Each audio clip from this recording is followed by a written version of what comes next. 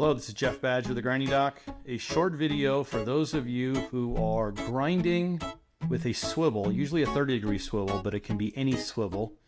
You're grinding a radius and a shoulder, but it could really be anything also, with a swiveled wheel, and you're having trouble with some kind of taper, some kind of funky form getting on the area where you want the radius to be. Now, theoretically, it could also happen on the shoulder, but it's going to be a bigger deal on the radius.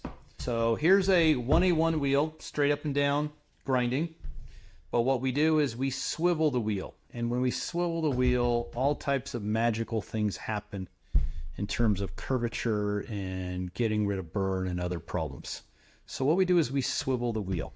And then we grind something like this. So if you can see there, I'm grinding a shoulder and a radius, and there's a lot of different ways to do it. There's a lot of different operations that have this, but I have a radius and a shoulder. And so what that does is it doesn't really change the radius grinding too much, but what it does is it puts a curvature on the wheel, so when we're grinding the shoulder.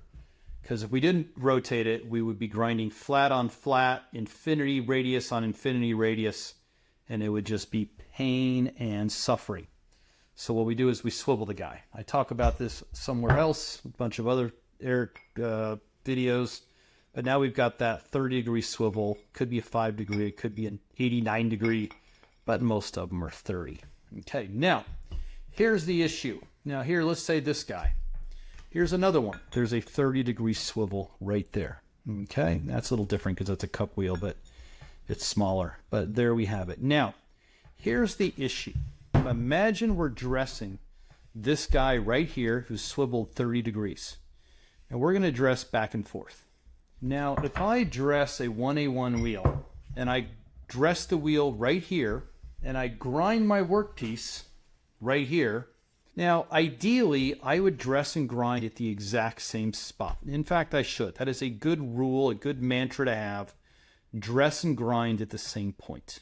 But if I saw a company and their dressing diamond was moved over just a little bit, I'm not going to obsess too much. I'm not too worried if they're not completely dressing at completely the same point they're grinding at, if they have no swivel.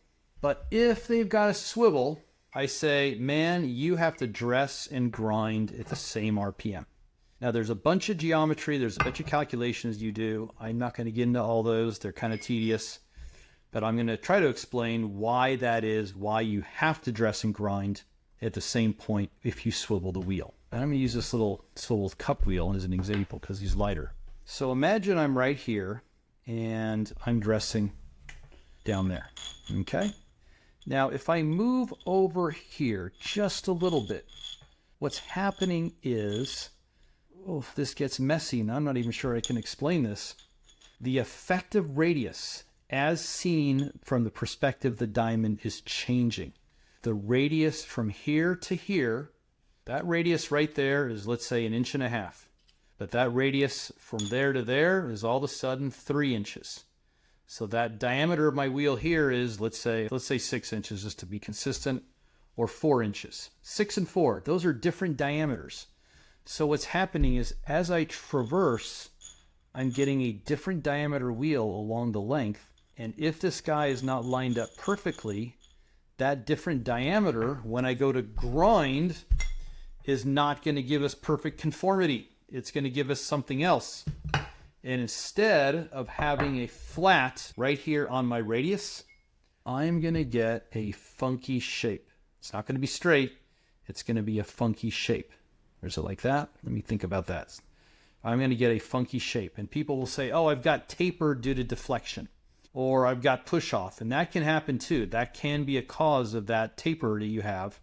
But it can also be because you're not dressing and grinding at the same point. So if you want to eliminate that, just dress and grind at the same point. It's an easy solution.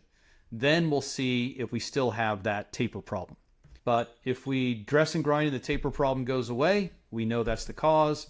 If we dress and grind and the taper problem doesn't go away, or it's minimized, that's good, it's reduced, but we haven't eliminated it and we have to look at other things.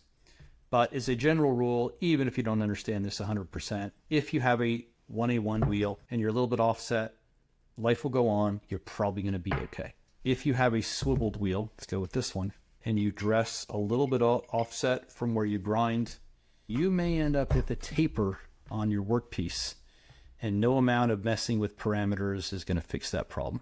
Now, you could dress an anti-taper to counter the taper, but that's a cheap solution. The best solution is just to dress and grind at the same point. Dress and grind at the same point. This is the grinding doc talking about just some of the basic stuff in grinding. It's given in the book of grinding. I talk about it in my 3-day high-intensity grinding courses.